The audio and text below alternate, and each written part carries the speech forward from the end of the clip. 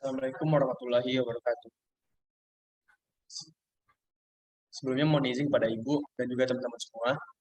Kami dari kelompok 4 yang beranggotakan Felia Nabila Putri dengan nomor WP 21105 36003 dan juga saya sendiri dari Arya Maulana dengan nomor WP 21105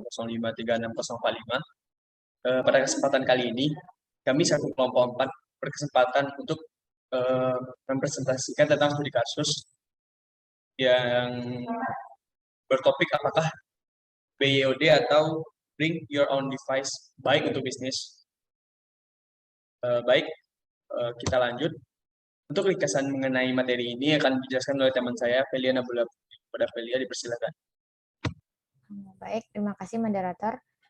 Yang pertama yaitu kita masuk ke ringkasan materi kasus tadi. Yang pertama yaitu apakah itu BYOD? BYOD atau lebih dikenal dengan Bring Your Own Device adalah sebuah kebijakan yang mengizinkan para pegawai untuk membawa gadget pribadi mereka masing-masing, seperti laptop, tab, atau smartphone yang digunakan untuk mengakses data perusahaan. Selanjutnya yaitu ada sebuah survei tren BYOD oleh Market and Market menemukan bahwa tingkat adopsi di antara perusahaan Amerika Utara mendekati 50% pada awal 2018. Dari penelitian dari pakar produktivitas tempat kerja Sapo menemukan bahwa pekerja rata-rata menghemat 81 menit per minggu dengan produktivitas menggunakan perangkat pribadi di tempat kerja. Meskipun BYOD dapat meningkatkan kepuasan kerja dan produktivitas karyawan, BYOD juga dapat menyebabkan sejumlah masalah jika tidak dikelola dengan baik. Dukungan untuk perangkat milik pribadi lebih sulit daripada untuk perangkat yang dipasok perusahaan, karena Departemen TI akan kehilangan hampir semua kendali atas perangkat kerasnya.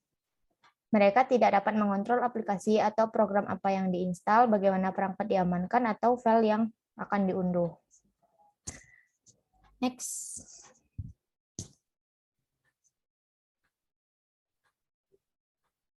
Selanjutnya, selanjutnya di masa lalu perusahaan mencoba membatasi penggunaan smartphone bisnis ke satu platform. Hal ini dimudahkan untuk melacak setiap perangkat seluler dan meluncurkan peningkat atau perbaikan perangkat lunak karena semua karyawan menggunakan perangkat yang sama atau paling tidak sistem operasi yang sama. Perusahaan yang mengandalkan komputer desktop cenderung memiliki banyak komputer yang sama dengan spesifikasi dan sistem operasi yang sama, membuat dukungan teknis menjadi lebih mudah. Saat ini, landscape digital seluler jauh lebih rumit, dengan berbagai perangkat dan sistem operasi pasaran yang tidak memiliki alat administrasi dan keamanan yang dikembangkan dengan baik. Selanjutnya yaitu jika karyawan diizinkan untuk bekerja dengan lebih dari satu jenis perangkat seluler dan sistem operasi, perusahaan memerlukan cara yang efektif untuk melacak semua perangkat yang digunakan karyawan. Untuk mengakses informasi perusahaan, jaringan perusahaan harus dikonfigurasi untuk menerima koneksi dari perangkat itu. Ketika karyawan melakukan perubahan pada telepon pribadi mereka, seperti berpindah operator seluler, mengubah nomor telepon, atau membeli perangkat seluler baru sekaligus, perusahaan perlu memastikan dengan cepat dan fleksibel bahwa karyawan mereka masih tetap produktif dalam bekerja. Perusahaan memerlukan sistem yang melacak perangkat mana yang digunakan karyawan, di mana perangkat itu berada, dan apa yang sedang digunakannya. Ketika karyawan tidak dapat mengakses data penting atau menghadapi masalah lain dengan perangkat seluler mereka, mereka akan membutuhkan bantuan dari Departemen Sistem Informasi Perusahaan. Next. Selanjutnya yaitu ada kekhawatiran yang signifikan dengan mengamankan informasi perusahaan yang diakses dengan perangkat seluler. Mobilitas, penempatan aset, dan data risiko yang besar daripada jika mereka hanya berada di dalam dinding perusahaan dan mesin perusahaan. Marble Security Labs menganalisis 1,2 juta aplikasi Android dan iOS yang menemukan bahwa aplikasi konsumen di perangkat seluler tidak cukup melindungi informasi bisnis, karena ini memungkinkan mereka untuk menghapus data dari perangkat jarak jauh atau mengekskripsi data, sehingga jika terjadi pencurian, data tersebut akan hilang dan tidak dapat lagi digunakan. Selanjutnya ada Intel. Intel adalah pelapor dalam gerakan BYOD yang telah berhasil menangkap kebijakan di seluruh perusahaan yang mencakup lebih dari 30.000 perangkat seluler karyawan. Masalah utama lainnya seputar kebijakan BYOD, perusahaan adalah potensi kurangnya kepercayaan antara pekerja dan manajemen ketika manajemen memiliki akses data pribadi ke perangkat karyawan. Untuk mengatasi masalah ini, Intel telah menerapkan pedoman yang jelas yang memberitahu karyawan tentang informasi apa yang dapat dan tidak dapat dilihat administrator saat mengelola perangkat pribadi. Selanjutnya ada perusahaan yang sudah berhasil menerapkan BYOD dengan baik. Pertama, SAP vendor global terkemuka untuk perangkat lunak perusahaan. Ini adalah sebuah perusahaan yang telah berhasil mengimplementasikan BYOD. Perusahaan mengembangkan platform khusus untuk berbagai aplikasi terkait pekerjaan yang memungkinkan karyawan bekerja dari mana saja dengan perangkat seluler mereka. SAP juga telah meningkatkan sistem keamanan dan untuk menonaktifkan perangkat seluler dalam 1 menit setiap kali ponsel cerdas atau tablet hilang atau dicuri. Semua divisi SAP di seluruh dunia telah melaporkan beberapa bentuk kesuksesan dengan BYOD. Yang kedua ada raksasa reasuransi Swiss Re. Berhasil mengimplementasikan BYOD dengan memilih sistem enskripsi mobility management atau EMM yang aman dan sangat scalable yang dapat mendukung banyak sistem operasi dan mitra lokal untuk mengolah semua aspek teknis dan organisasinya. Solusi EMM multi-OS diluncurkan dengan bantuan mitra lokal Nomasys AG.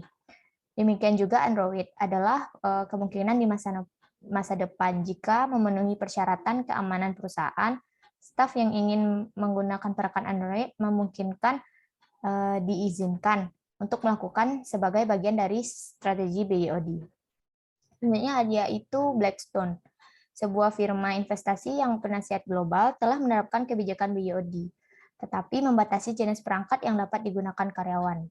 Kebijakan BYOD Blackstone hanya mengizinkan karyawan untuk menggunakan produk Apple mereka sendiri, seperti iPad. Karena menurut perusahaan ini, perangkat Apple lah yang paling mudah didukung dan membutuhkan sedikit perawatan dibanding dengan perangkat seluler lainnya. Selanjutnya yaitu Venafi, sebuah perusahaan keamanan siber. Karyawan memiliki pilihan untuk membawa smartphone, tab, dan notebook mereka sendiri untuk bekerja dengan perangkat yang dikeluarkan perusahaan. Perusahaan memiliki kebijakan BYOD yang berkembang dengan baik. Departemen TI Venafi mencoba mendidik karyawan tentang rehabilitas BYOD yang memberikan mereka kekuatan untuk menggunakan perangkat mereka secara bertanggung jawab. Sekian dari saya kembalikan kepada moderator. Terima kasih kepada Saudara Velia atas presentasi materi tentang studi kasus. Untuk selanjutnya, pertanyaan tentang studi kasus akan saya jelaskan sendiri. Soal pertama, apa keuntungan dan kerugian dari mengizinkan karyawan menggunakan perangkat seluler pribadi mereka untuk bekerja? Dalam segi keuntungan, karena akan merasa nyaman dan bebas untuk melakukan pekerjaan melalui perangkat pribadinya. Sehingga hal ini memudahkan karyawan untuk mengakses pekerjaannya dimanapun, kapanpun, melalui perangkat seluler pribadinya. Misalnya masa pandemi sekarang ini, kebanyakan karyawan itu dipekerjakan di rumah. Dengan adanya teknologi ini, membuat karyawan tetap dapat bekerja secara produktif di rumah masing-masing. Di samping itu, tujuan dari perusahaan pun masih tetap dapat tercapai. Selain itu, perusahaan juga dapat menghemat anggaran infrastruktur karena para karyawan akan menjaga dan memelihara sebaik mungkin perangkat device milik mereka masing-masing.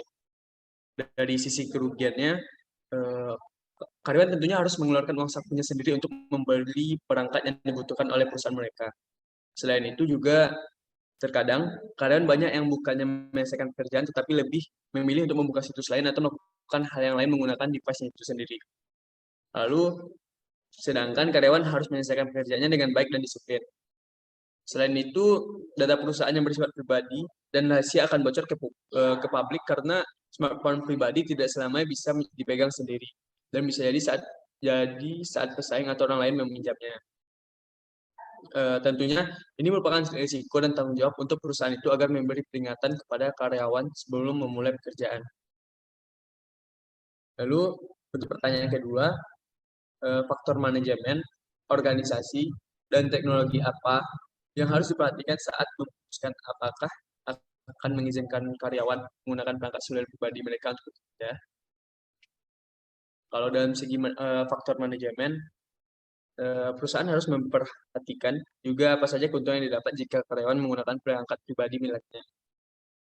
Bagaimana perangkat itu digunakan, di mana perangkat itu digunakan, dan apakah perangkat ini melakukan tugas operasional perusahaan dengan baik. Selain itu, manajemen juga harus memperhatikan manajemen waktu setiap karyawan dalam menyelesaikan pekerjaannya, sehingga tidak merugikan perusahaan tersebut. Dari faktor organisasi, perusahaan dapat membatasi penggunaan perangkat pribadi karyawan hanya ke satu platform. Hal ini dilakukan agar mempermudah dan memelacak setiap perangkat mobile dan untuk meluncurkan upgrade atau perbaikan perangkat lunak. Perusahaan juga memerlukan sistem manajemen inventory yang efisien untuk melacak perangkat mana saja yang digunakan oleh perusahaan. Misalnya dengan mengetahui apa jenis device yang digunakan, waktu diaksesnya, dan lokasi di mana karyawan tersebut mengakses data karyawan. Yang ketiga itu faktor teknologi. Dalam faktor teknologi dan teknologi perusahaan dapat menginstal sejumlah produk perangkat lunak seperti Microsoft System Center Device Manager. Dapat membantu perusahaan mengolah beragam platform mobile. Perusahaan dapat menginstal perangkat lunak seperti Citrix System, Desktop yang menyediakan Windows Desktop dan aplikasi individual pada perangkat apapun, terlepas dari sistem operasi.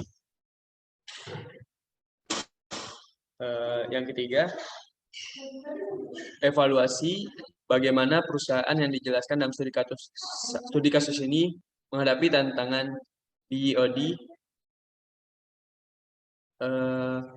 Kendala yang dapat timbul oleh BOD harus dapat diantisipasi sebelum mulai menerapkan kebijakan BOD pada perusahaan. Hal ini menjadi tantangan tersendiri bagi perusahaan untuk dapat menghindari terjadinya kendala tersebut. Salah satu cara yang dapat dilakukan adalah dengan memperbaiki infrastruktur IT dari perusahaan itu sendiri, yaitu berupa framework dari jaringan perusahaan itu sendiri, agar dapat menjaga keamanan informasi dan informasi. Lalu arsitektur dari framework jaringan BOD perusahaan juga harus mengadaptasi 3 layer yang dapat dikelola perusahaan, yang berguna untuk mengontrol dan membuat pertahanan dalam lingkungan jaringan BOD. Berikut ini 3 layer yang diperlukan perusahaan. Yang pertama ada layer pertama yaitu operasional. Pada layer ini berhubungan dengan mengatur perangkat BOD dengan pengguna. Hal ini bertujuan untuk menentukan siapa yang dapat masuk ke dalam sistem perusahaan melalui tipe perangkat BOD. Layer ini memiliki 3 komponen bagian. Yang pertama ada user account registration, yaitu untuk mendaftarkan informasi karyawan berupa ID, posisi pekerjaan, dan lain-lain. Berguna untuk membuat akun dan mendaftarkan perangkatnya. Yang kedua ada device registration, yaitu untuk mendaftarkan informasi perangkat karyawan berupa model, serial number, email, dan lain-lain. Yang ketiga ada end user atau service agreement. Pengguna harus menyetujui persyaratan penggunaan sumber daya informasi. Lalu pada layer kedua yaitu tactical. Layer ini berhubungan dengan melindungi akses yang tidak sah pada perangkat BOD dan informasi data perusahaan dalam perangkat BOD. Layer ini juga memiliki 3 komponen bagian. Di antaranya pertama ada komponen pertama dari layer ini yaitu Identification and Access Control Policy yang bertujuan untuk menentukan persyaratan dan kontrol keamanan serta privasi untuk mengelola identitas dan akses kontrol pada BOD. Pada komponen pertama terdapat 3 bagian. Yang pertama ada password, yaitu untuk melindungi akses yang tidak sah pada perangkat BOD dan sistem perusahaan. Yang kedua ada authentication, yaitu berguna untuk mengidentifikasi dan memverifikasi data pengguna dan perangkat BOD. Yang ketiga ada authorization, yaitu memberikan akses berbeda kepada pengguna BOD antara akses sistem perusahaan dan sumber daya. Yang keempat ada accounting, yaitu tracking dan melakukan monitoring terhadap aktivitas pengguna dan perangkat BOD serta sumber daya yang digunakan. Yang kelima ada networking segmentation dan segregation, itu meminimalkan akses terhadap informasi yang bersifat sensitif dengan membagi jaringan menjadi lebih kecil seperti jaringan untuk tamu atau jaringan pengguna BYOD. Lalu untuk komponen kedua, dari layar kedua ini, yaitu data protection, yang bertujuan untuk mengontrol penyimpanan, akses, transfer data yang bersifat rahasia dari pengguna yang tidak pantas di lingkungan BYOD. Komponen bagian dari layar komponen kedua ini, yang pertama ada encryption, yaitu menjaga informasi rahasia pada perangkat BYOD, seperti menginstal aplikasi enkripsi pada perangkat. Yang kedua ada VPN, penggunaan mobile atau aplikasi VPN untuk menjaga informasi selama berkomunikasi pertukaran data antara perangkat dan sistem. Yang ketiga ada data wiping, fitur untuk menghapus data ketika perangkat hilang atau dicuri.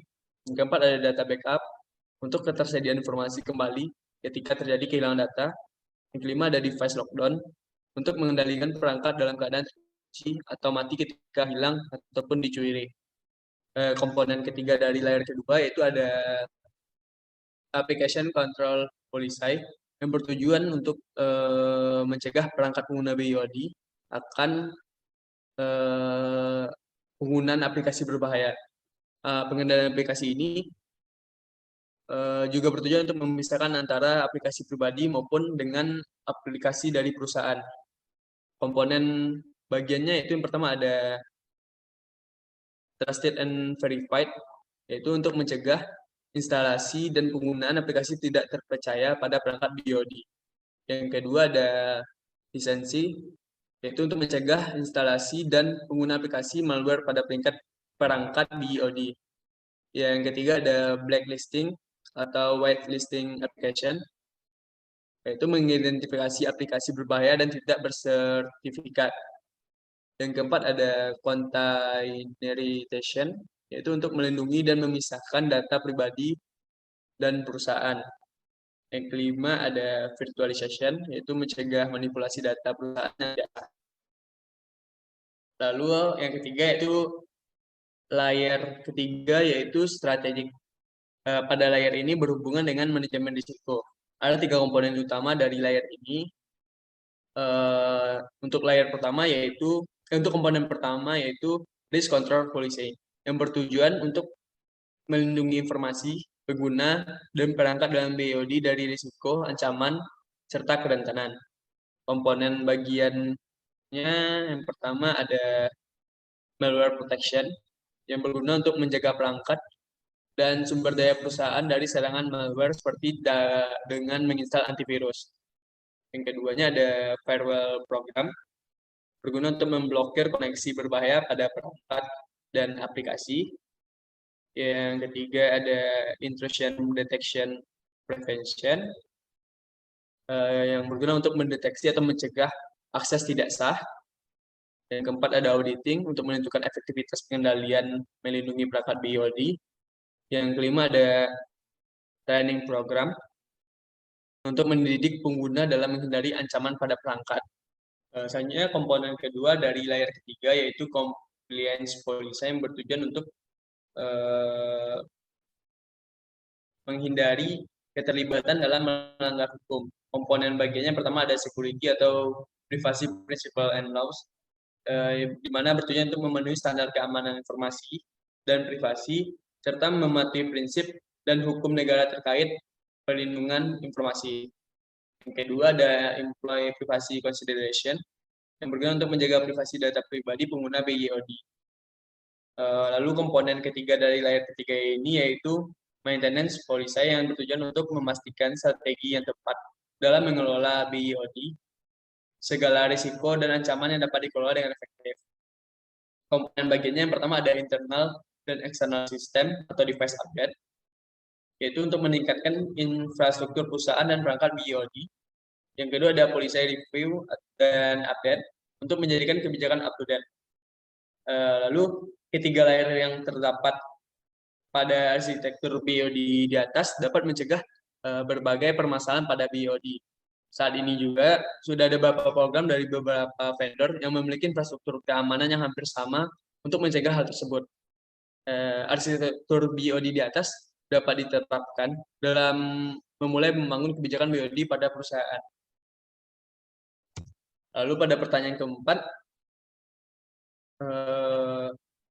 membiarkan karyawan menggunakan smartphone mereka sendiri untuk bekerja akan menghemat uang perusahaan. Apa kamu setuju? Mengapa atau mengapa tidak? Jadi kami dari kelompok 4 sudah memusyawarahkan dan kami menarik kesimpulannya, yaitu kami setuju dengan pernyataan di atas. Karena perusahaan tidak perlu lagi untuk menyiapkan perangkat administrasi seperti laptop, PC, dan handphone setiap karyawan. Dan juga setiap karyawan juga bisa dengan mudah berkomunikasi dengan para pelanggannya melalui smartphone mereka masing-masing. Karyawan juga tidak akan takut akan risiko merusak aset perusahaan karena mereka menggunakan perangkat pribadi mereka untuk melakukan kerjanya dengan nyaman dan tanpa terbebani oleh rasa tanggung jawab yang tinggi. Perusahaan juga tidak harus membayar untuk rencana perawatan dan asuransi atas perangkat mereka masing-masing, atau juga menangani pembaruan driver atau perangkat lunak. Jadi secara tidak langsung dengan membiarkan karyawan menggunakan smartphone mereka sendiri, tentu ini akan menghemat uang dari perusahaan. Jadi dari studi kasus ini, kami di kelompok 4 dapat menarik kesimpulan di mana penggunaan BOD ini sangat berguna bagi perusahaan, sangat membantu perusahaan, karena tentunya akan menghemat atau akan membuat kerjaan perusahaan jauh lebih efektif, terlebih di masa-masa seperti saat sekarang ini. Serta BOD ini pun juga berguna bagi karyawan, karena karyawan juga dapat bekerja dimanapun dan kapanpun. Mungkin sampai di sini pembahasan kami dari kelompok 4 tentang BOD. Mohon maaf jika banyak kesalahan dan terima kasih atas perhatiannya. Saya tutup. Assalamualaikum warahmatullahi wabarakatuh.